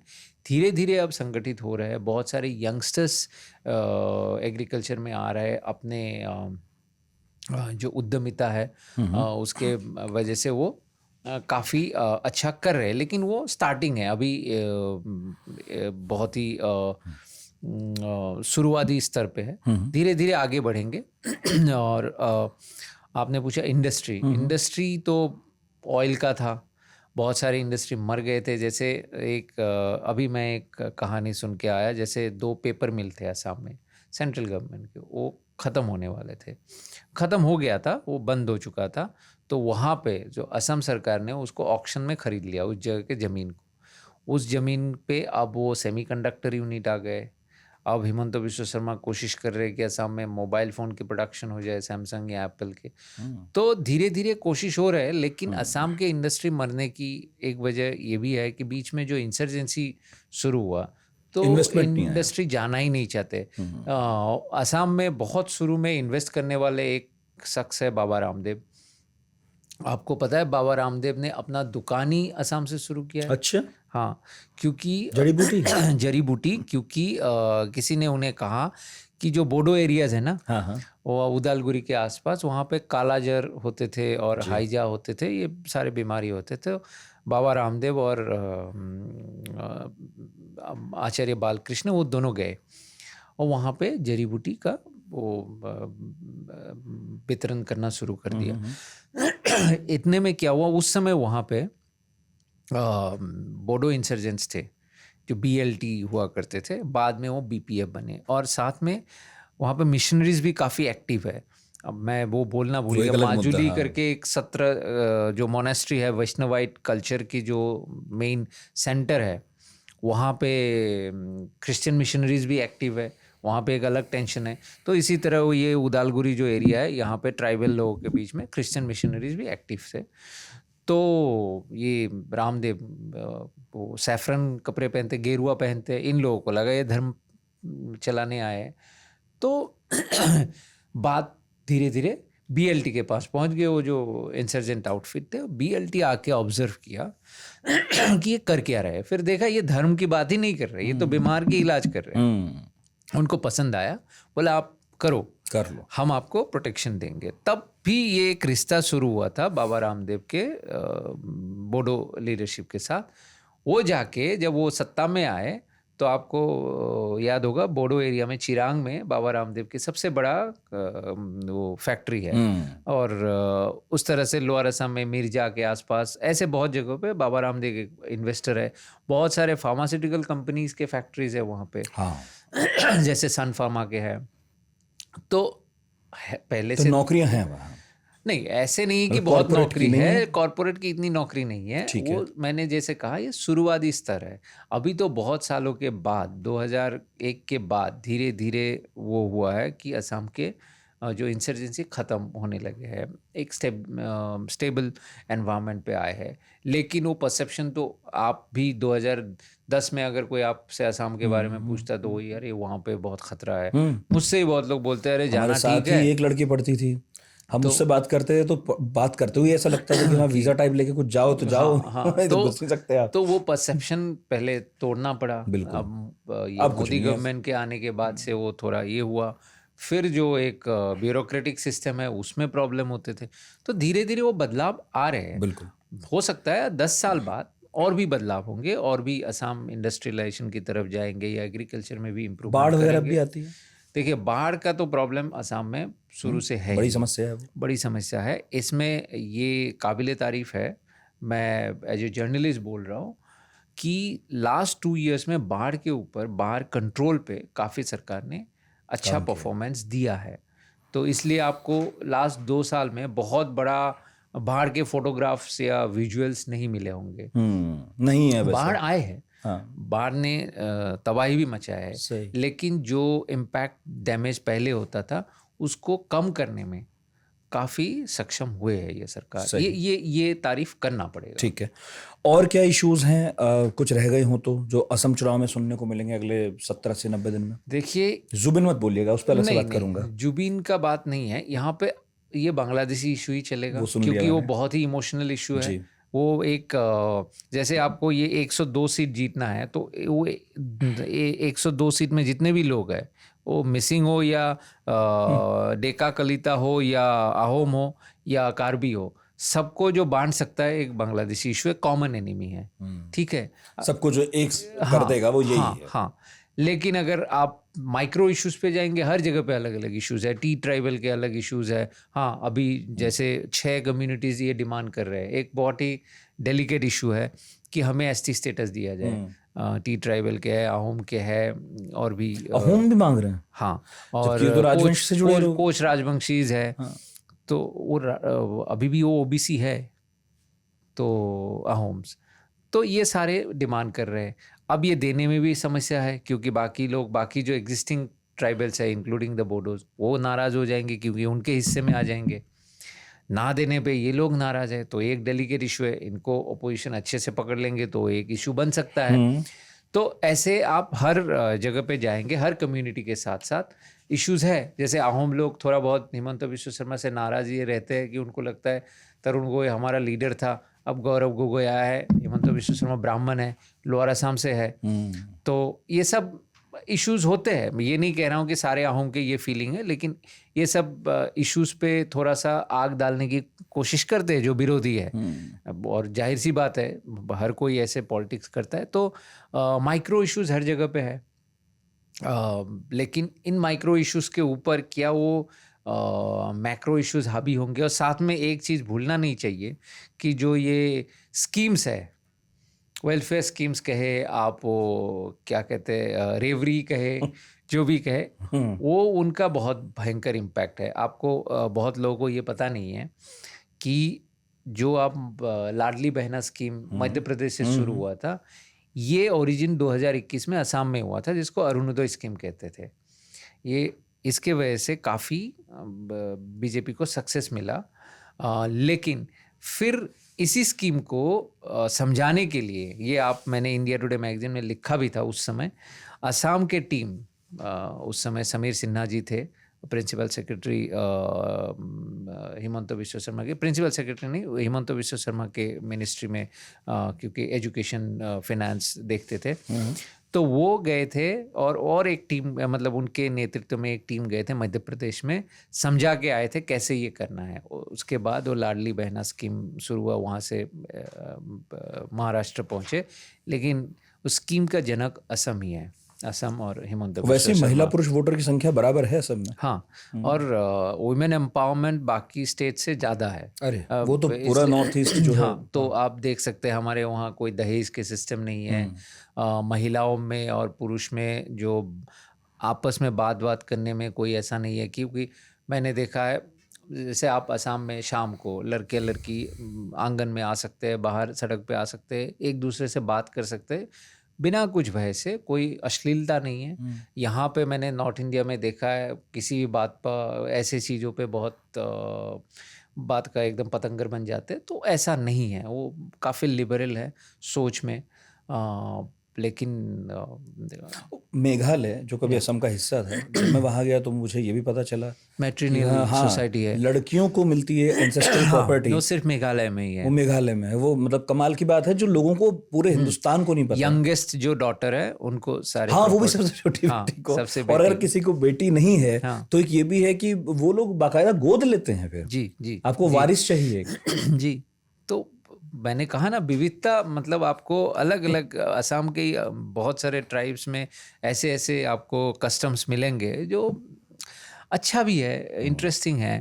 आपके जो कल्चरल वो है, एप्टीट्यूड है, उसमें शायद सेट ना बैठे, लेकिन अच्छा है। इसी को देश कहते हैं सर। बिल्कुल। हम इसीलिए यूरोपियन कंट्री से अलग हैं कि हम इस तरह का स्टेट हैं। बिल्कुल। कांग्रेस कोई ऐसा मुद्दा उठा रही है जो आपने बताए उनसे अलग हो, जैसा बिहार में भी हुआ? भाई उनके मुद्दे अलग थे, उस पर वोट नहीं पड़े, वो अलग बात है। वहाँ है कुछ? कांग्रेस हिमंता विश्व शर्मा के एलिजेड करप्शंस के इशू उठा रहे हैं कि वो जमीन हड़पते हैं, उनके बीवी जमीन हड़पती है, करप्शन करते हैं, तो ये सब इश्यूज उठा भ्रष्टाचार रहे हैं। मुद्दा है। भ्रष्टाचार एक मुद्दा बनाने की कांग्रेस कोशिश कर रहे हैं, जुबीन को रिवाइव करने की कोशिश करते रहते आप ही हैं। ने कहा था कि बनेगा मुद्दा नहीं, जुबिन? उस समय तो वो मुद्दा बन गया था, धीरे धीरे वो मुद्दा समय जाते जाते वो थोड़ा फेड हो गया, लेकिन अब थोड़ा सा और टूल पकड़ रहे हैं, छोटे छोटे इंसिडेंट्स होते हैं, तो कोशिश जारी है कि जुबीन के सहारे थोड़ा इलेक्शन मुद्दा बनाया जाए, कुछ किया जाए। लेकिन अब इसी पे दोनों पार्टी के, दोनों पॉलिटिकल लीडरशिप के काबिलियत समझ में आएगा कि एक पार्टी, एक ही नहीं, बाकी विरोधी पार्टी चाह रहे हैं कि जुबीन का जो इमोशनल, जैसे बांग्लादेशी एक इमोशनल इशू है, जुबीन एक इमोशनल इशू है, उसके सहारे हिमंता विश्व शर्मा को कॉर्नर किया जाए। और हिमंता विश्व शर्मा कितना जुबीन के इशू को न्यूट्रलाइज कर पाते हैं, उन पे डिपेंड करेगा, उन पे निर्भर करेगा कि वो 102 सीट में वो कैसा परफॉर्म करते हैं। तो साथ में, लेकिन ये भूलना नहीं चाहिए कि वोट तो बांग्लादेशी पे भी नहीं होगा, शायद जुबीन पे भी नहीं होगा। जहाँ तक मेरा समझ है, वोट तो इकोनॉमिक इश्यूज पे ही होंगे। क्योंकि मैं आपको एक उदाहरण देता हूँ, 2021 में जब वो चुनाव प्रचार चल रहा था, मैं हिमंता विश्व शर्मा के साथ चल पड़ा। तो वहाँ पे मैंने देखा कि हर जगह पे वो बंधन बैंक की लोन वेवर की बात कर रहे हैं। अब मैं समझ नहीं पाया कि ये क्या बात है। अब मेरी अज्ञानता समझिए, क्योंकि मैं दिल्ली में रहता हूँ, मुझे इतना पता नहीं था कि बंधन बैंक एक बड़ा इशू, बड़ा मुद्दा बन गया था। कि लेकिन जब जहाँ जहाँ वो बोलते थे, वो सारे महिलाएं ताली बजाते थे, और मुझे पता ही नहीं है कि ये क्या इशू है और ये ऐसे बातें क्यों कर रहा है। तो मैंने 2-3 बार पूछा, तो वही हिमंता विश्व शर्मा अपने जो स्वभाव है वैसे ही मुझे जवाब दिया, तुम लोगों को कुछ पता नहीं है, ज़मीन पे तो जाते नहीं हो, तो ऊपर ही बैठ बैठ के तुम लोग एनालिसिस करते हो। तो फिर मैंने कोशिश किया जानने की। तो बंधन बैंक के लोन का प्रावधान आपको पता होगा शायद, कि जैसे एक ग्रुप हो गए, 4-5 लोग हम हो गए, हमने लोन लिया, सबसे पहले एक को मिलेगा, एक ने लोन चुका दिया तो दूसरे को मिलेगा, नंबर 2 ने चुका दिया तो नंबर 3 को मिलेगा। तो इसमें क्या होता है, जो नंबर 1 है उनके ऊपर 2 प्रेशर है, एक तो बैंक को लोन वापस करना है, और नंबर 2 पे जो है वो भी प्रेशर दे रहा है कि तुम चुका दो ताकि मुझे भी मिले। लेकिन क्या होता है, प्रोडक्ट लोन तो लेते हैं प्रोडक्टिव काम के लिए, लेकिन वो बच्चे को बाइक खरीद दिया, ये कर दिया, वो इनके वजह से एक डेट ट्रैप में घुस गए। बहुत सारे औरत, बहुत सारे फैमिली विध्वस्त हो गए थे, बहुत इकोनॉमिक, सोशल, मोरल बहुत सारे इम्पैक्ट पड़े जो रेडार में ही नहीं आ रहे थे, क्योंकि गांव के अंदर अंदर हो रहे थे, लोग खुल के बात नहीं कर रहे थे। अब धुरंधर पॉलिटिशियन है हिमंता विश्व शर्मा, उनको पता था, तो उन्होंने उसको बड़ा मुद्दा बनाया। तो हर जगह जाके तो औरतों ने दिल खोल के वोट किया। अरुणोदय स्कीम तो था ही, जो बैंक अकाउंट में पैसे आ रहे थे, ये एक साथ में जोड़ दिया। तो जैसे कि अभी निजुत मोइना स्कीम है, लड़कों को बोला है तुम लोगों को बाइक देंगे, इत्यादि इत्यादि, जो हर वर्ग के लोगों के लिए कुछ ना कुछ वेलफेयर, डोल स्कीम या रेबरी निकाल के रखा हुआ है। तो ये तो एक पूरा सिस्टम बन गया है, जो कहते हैं ना हिताधिकारी, असम में कहते हैं। तो ये लोग इकोनॉमिक वजह से ही वोट देंगे, और ये वोट बहुत ही मतलब क्या कहते हैं, कंसिस्टेंट होते हैं। बाकी इश्यूज आप सोचिए, हमारे करते लाभार्थी, हाँ, असम में हिताधिकारी बोलते हैं।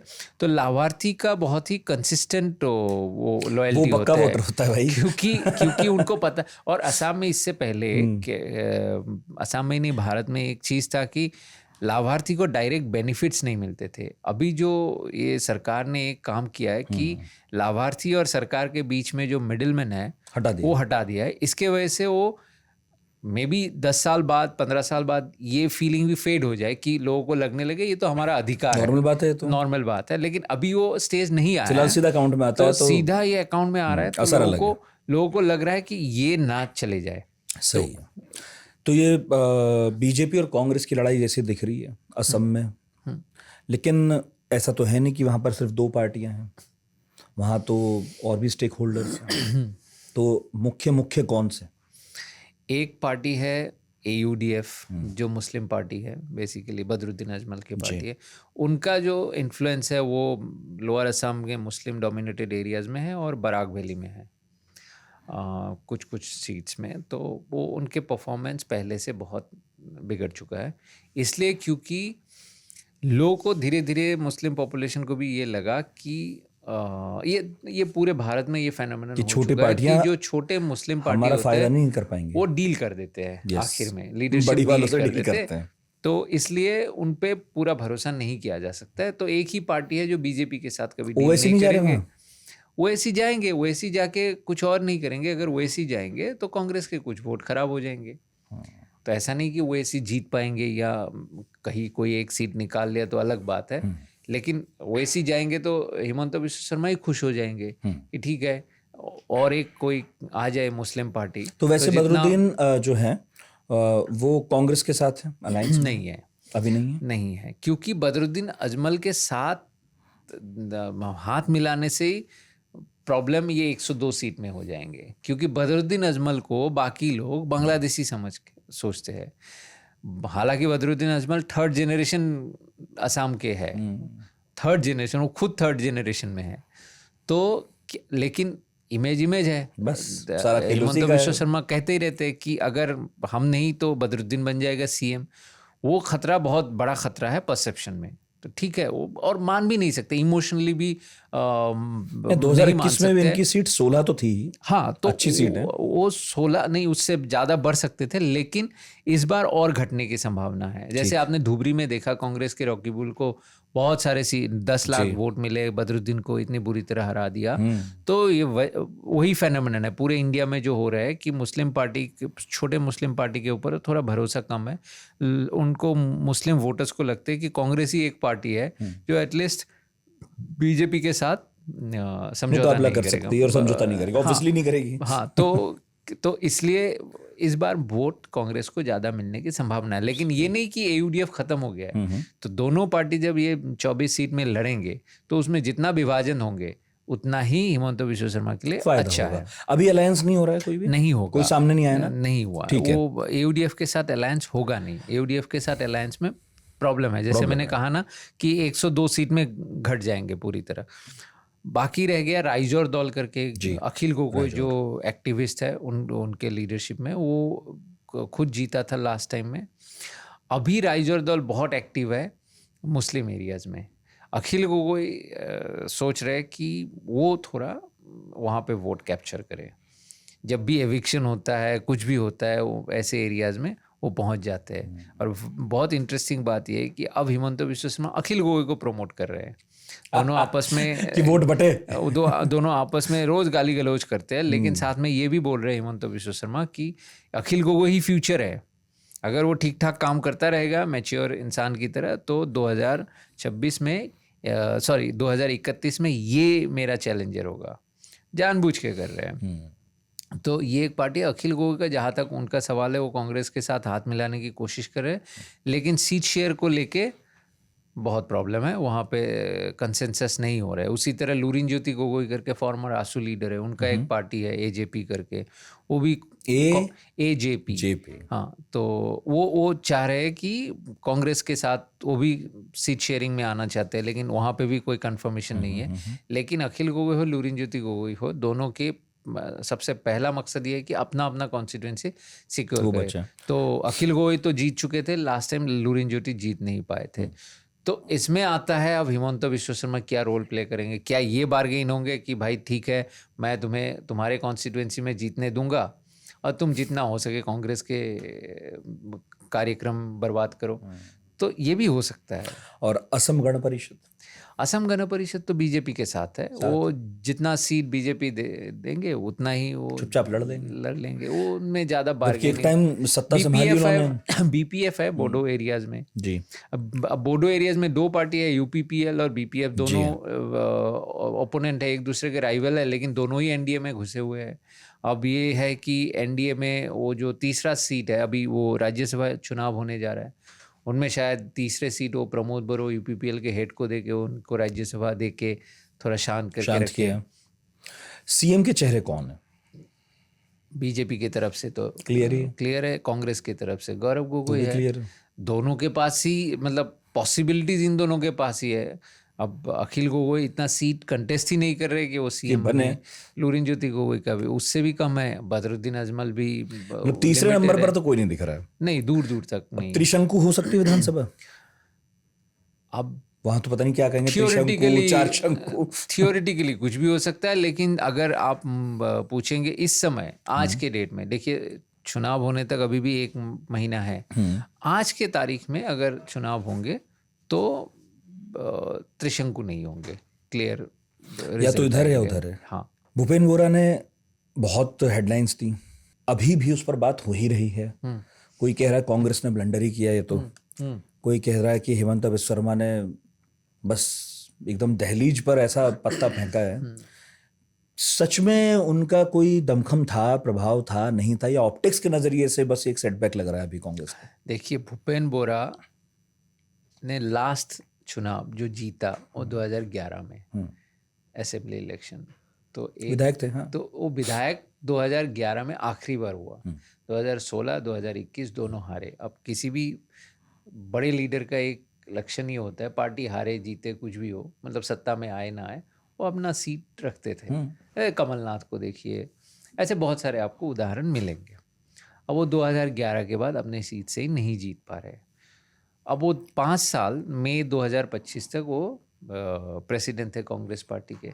कौन सा बड़ा चुनाव जीत लिया था, कौन सा पंचायत इलेक्शन जीता, या कौन सा असेंबली इलेक्शन जीता, या कौन सा लोकसभा में नंबर भीड़ नहीं उनके पीछे, ये कह रहे हैं। तो भीड़ भी नहीं है, नंबर भी नहीं है, तो चेहरा भी नहीं है। तो चेहरा भी नहीं है। वो कभी कोई भी ये बात नहीं करते थे कि हेमंत बिस्वा शर्मा वर्सेस भूपेन बोरा, ऐसा तो कभी हुआ कभी भी नहीं। तो भूपेन बोरा इतना बड़ा लीडर था नहीं जितना अभी बनाया गया है। कांग्रेस ने ब्लंडर किया। क्या ब्लंडर किया है? कांग्रेस को भी पता था कि भूपेन बोरा जाने वाला है, लेकिन रोकने की कोशिश नहीं किया। ये एक ब्लंडर है। उससे भी बड़ा ब्लंडर, जिस दिन उसने त्यागपत्र दे दिया, सारे के सारे नेता उनके घर पहुंच गए, ऑप्टिक्स बन गया। उसके बाद प्रेस कॉन्फ्रेंस दिया, तो आपको पूरे भारत में सबको लगा कि असम में कोई बहुत बड़ा नेता चला गया। और तुरंत हेमंत बिस्वा शर्मा ने बोल दिया कि वो आखिरी हिंदू नेता है, उनको लेवल भी कर दिया। तो सबके नज़र में एक ही दिन में, कुछ घंटों में भूपेन बोरा यहाँ से वहाँ पहुँच गए। ठीक है, लेकिन असल जिंदगी में प्रैग्मेटिक अगर आप कैलकुलेशन करेंगे तो इतना बड़ा मास लीडर वो है नहीं जितना बनाया गया। लेकिन कांग्रेस ने बना दिया। जब वो साथ में थे नहीं बनाया, जैसे निकल के कांग्रेस ने उनको बना दिया। आखिरी 2 सवाल हैं, क्योंकि वैसे तो जब थोड़ा सा चुनाव गहरा होगा इस बार फिर बैठेंगे। प्रियंका गांधी ने यह कमान संभाली इस बार ना? गलत है। कमान संभाली, आप लोग सभी एनालिसिस कर रहे हैं, मैं इसलिए मैं नहीं कर रहा हूँ, मैं सवाल पूछ रहा हूँ। मैं इसलिए आप लोग कांग्रेस के ऊपर ज़्यादा बात नहीं करते, या करते भी हो तो मुझे पता नहीं।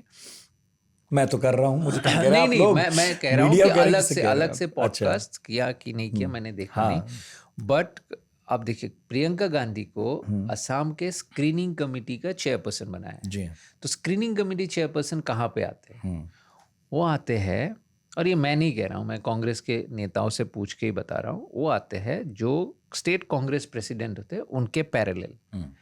तो स्क्रीनिंग कमेटी के चेयरपर्सन हर जगह जाके और मेंबर्स, बाकी मेंबर्स होके एक लिस्ट बनाते हैं और कांग्रेस के प्रेसिडेंट के साथ, स्टेट प्रेसिडेंट के साथ चर्चा करके AICC इंचार्ज को सौंप देते हैं। अब स्टेट कांग्रेस प्रेसिडेंट गौरव गोगोई है, प्रियंका गांधी है, ये दोनों आपस में सलाह करके जितेंद्र सिंह को रिपोर्ट करेंगे। संभव है? कांग्रेस में नहीं, कांग्रेस में देखिए, कांग्रेस में सबको पता है, हायरार्की में, मतलब आप कुछ भी हायरार्की लगा लो कि प्रियंका गांधी जितेंद्र सिंह को रिपोर्ट करेंगे, ये आपने एक स्ट्रक्चर बना दिया। और जितेंद्र सिंह फिर वो रिपोर्ट लेके KC वेणुगोपाल के पास जाएंगे, जो इलेक्शन कमेटी के सामने रखेंगे, और अगर उन्होंने अप्रूव कर दिया तो लिस्ट वापस भेज देंगे। ये बनाया गया है। तो प्रियंका गांधी को फिर क्यों उतारा गया? और साथ में इन लोगों के ऊपर नजर रखने के लिए DK शिव कुमार और भूपेश बघेल को सीनियर ऑब्जर्वर बनाया गया। बिल्कुल ठीक है। भूपेश बघेल खुद अपने सीट के लिए मतलब अपने हाँ उसके ठीक लिए है, लड़ उसका रहे फ्री है वो तो। भूपेश बघेल प्रियंका गांधी के साथ पहले भी काम कर चुके हैं। तो ये और ऐसा नहीं कि ये दोनों डी.के. शिव कोई कुमार भी फाइनेंस और वो सब संभालते ये ही हैं अभी दोनों कांग्रेस का। ठीक है, आप वो सोच सकते हो कि फिनेंस या ऐसा कुछ है नहीं, अच्छा। लेकिन इसका वजह क्या है? अब नेशनल पे आइए। केरल में इलेक्शन हो रहा है, वहाँ पे कांग्रेस की संभावना है। तमिलनाडु अच्छा हो भी सकता है, बिगड़ भी सकता है। बंगाल कोई चांस ही नहीं है। असम बात हो अब रही जो है। लग रहा है हारने के कगार में है। तो जैसे ही वो होगा तो डिस्कशन क्या होगा? एक केरल में अच्छा प्रदर्शन, वो भी गठबंधन है। बाकी खराब कर दिया, हाँ। ठीक है ना? तो गठबंधन फिर भी वहाँ पे लीडरशिप तो कांग्रेस ही है। अगर अच्छा हो गया तो असम के जितने भी क्रिटिसिज्म है किसके सर पे आएंगे? गौरव गोगोई और जितेंद्र सिंह, ठीक है, और बाद में केसी वेणुगोपाल। अब उस जगह पे प्रियंका गांधी को बिठा दिया जाए तो कांग्रेस के अंदर किसी की मजाल है क्रिटिसाइज करे, असम के बारे में बात भी करे, कांग्रेस इंटरनल सर्कल में कोई उंगली उठाए सब बचेंगे वो तो भाई। तो हो गया ना। लेकिन ये क्या किसी इंश्योरेंस स्कीम नहीं है। तो क्या ये किसी ऐसी गड़बड़ी से बचने के लिए भी किया गया है जो निचले लेवल पर हो सकती थी, लेकिन अब चूंकि उस तंत्र में प्रियंका गांधी सक्रिय हाँ, हैं। मैं बता रहा हूँ अब क्या हुआ। प्रियंका गांधी जब आ जाती है, वो स्क्रीनिंग कमेटी के चेयरपर्सन बन जाती है, तो कोई भी डिसिडेंस नहीं करेगा। जो भी टिकट के उम्मीदवार है वही वो जिनको नहीं मिलेगा वो भी चुप रहेंगे, क्योंकि गांधी फैमिली के खिलाफ जाने का मतलब है कांग्रेस से बाहर हो जाना। तो इसमें क्या है, जितेंद्र सिंह जी और गौरव गोगोई जी, इन दोनों पे जो प्रेशर है, जो गाली गलौज होने वाला था, वो सब हट जाता है। हमें क्या पता, मैडम से बात करो, मैडम से बात करने की किसी की हिम्मत नहीं होगी। तो इंश्योरेंस स्कीम है, ये जितने भी समस्याओं का सारा समाधान एक ही झटके में प्रियंका गांधी को फेस बना दिया। हालांकि उन्हें सीनियर ऑब्जर्वर बनाया जा सकता था, उन्हें कुछ भी पदवी दिया जा सकता है, उनको बनाया क्या गया है स्क्रीनिंग कमेटी इंचार्ज की, कैंडिडेट सिलेक्शन की सारे जिम्मेवारी इनके ऊपर डाल दो तो हमारे पास कोई आएगा नहीं, या टिकट हम ही डिसाइड करेंगे तो भी हमारे ऊपर ब्लेम देने की किसी की हिम्मत डिसाइड नहीं हम होगी। करेंगे। हाँ, उसके पहले गड़बड़ी ना हो ये इंश्योर कर लो। उसके बाद अगर कुछ इधर उधर हो जाता है तो ये बैठे हैं 3-4 चेहरे, तो इंश्योरेंस वो है। तो होता ही है। हाँ, हाँ। तो ये है प्रियंका गांधी कांग्रेस को में है ही। वहाँ भेजने का वजह। और केसी वेणुगोपाल जी को भी कोई, जैसे हरियाणा इलेक्शन के बाद लोग निकल के वो बोल रहे थे ना कि इसने ये किया उसने वो किया, हालांकि उनका इतना इन्फ्लुएंस नहीं था जितना बोला गया, लेकिन बोला गया ना। अब कौन बोलेगा? चलिए अभी तो है समय, अभी देखते चलते हैं क्या होगा। हालांकि कुछ एजेंसियों ने बताना तो शुरू कर ही दिया है कि झुकाव किस तरफ है किसका, लेकिन अभी बहुत जल्दबाजी होगी। बिल्कुल बिल्कुल। असम में अंडर करेंट्स भी बहुत है। तो जैसे मैंने इससे पहले कुछ देर पहले कहा कि आज की तारीख में, मैं हमेशा कहता हूँ 1 महीना बहुत होते हैं। 1 महीने में कोई, और असम एक बहुत ही इमोशनल स्टेट है, आपने जुबिन के समय में देख लिया। तो इमोशन उभर के आ जाए तो कुछ भी हो सकता है। तो इसलिए किसकी लग जाए लॉटरी। इसीलिए आप देखेंगे ये हिमंता बिस्वा शर्मा, अगर आंकड़े देखेंगे जो एजेंसीज की बात करें, बीजेपी को बहुत अच्छा नंबर दे रहे हैं, लेकिन वो शांत नहीं बैठ रहे, रोज गौरव गोगोई पे अटैक कर रहे, कांग्रेस को तोड़ने की कोशिश कर रहे हैं। अब वो जन आशीर्वाद यात्रा में जा रहे हैं 28 फरवरी से।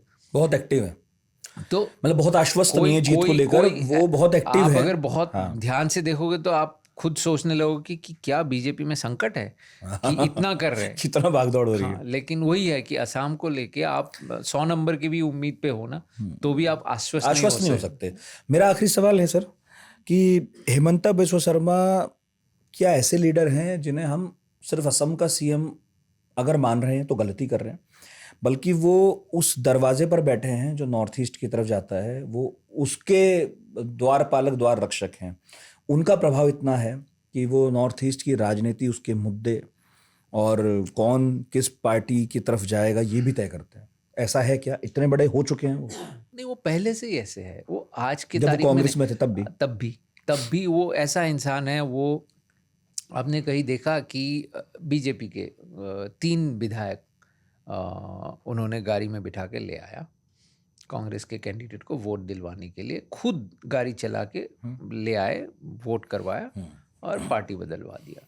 वो जो पार्टी बदलवाना या किसी को अपना कर लेना, वो बहुत पहले से ही ये और सब लीड लेके पीछे से बैठ के नहीं, वो ब्लैटेंटली करते हैं। उनका यही है कि वो जो आप लोग अभी देख रहे हो ना कि इतने ब्रेजन बात कर देते हैं, इतना कुछ भी बोल देता है, मुझे मियाँ का वोट नहीं चाहिए पहले से इत्यादि ही है। इत्यादि। वो ऐसे असम के लोग पिछले 20 साल से देख रहे हैं, कुछ भी बोल सकता है। और वो एक उनका स्टाइल भी है कि ट्रांसपेरेंट बात करते हैं, मतलब जो पॉलिटिक्स वो कर रहा है वो बोल के कर रहा है, तो लोगों को लगता है अरे ये जो भी है जैसा भी है वैसा वैसे ही भी है। अभी तो इसी स्टाइल की चल रही है, अमेरिका से हाँ। लेके असम तक कोई हाँ। खास फर्क है नहीं। हाँ, तो आप वो भी कह सकते हो कि हाँ, ये जो व्यक्ति ऐसा लगेगा कि हाँ। ये चाहे वो कर ना रहा हो, पर हाँ। अगर लगेगा कि ये वही कह रहा है जो अंदर बात हो रही होगी, वही मुंह पे कह रहा है हमारे सामने, तो उस पर विश्वास होने लगता है। कॉन्फर्मेशन बायस पे चल रहे हैं। तो यहाँ पे यूपी में बैठ के भी या बिहार में बैठ के या गुजरात में बैठ के भी लोगों को अच्छा लग रहा है। अरे देखो ये जो मन में है वो मुंह पर ये जो हमारे मन में एक नफरत वर्ड नहीं कहूँगा, लेकिन एक जो हमारे से पृथक है, अलग है, उनके तरफ जो एक निगेटिव फीलिंग्स है बढ़ रहा है सोसाइटी में, उनके अगर उनको एक तरह से लीगलाइज करते हैं या एक तरह से ऑफिशियल स्टेटस देते हैं, तो लोगों को अच्छा लगता है कि अरे कॉन्फर्मेशन बायस हो गया ना, कि वो देखो वो बोल रहा है एकदम खुल्लम खुल्ला, एक सरकारी पोजीशन से बोल रहा है, तो लोगों को अच्छा लगता है वो।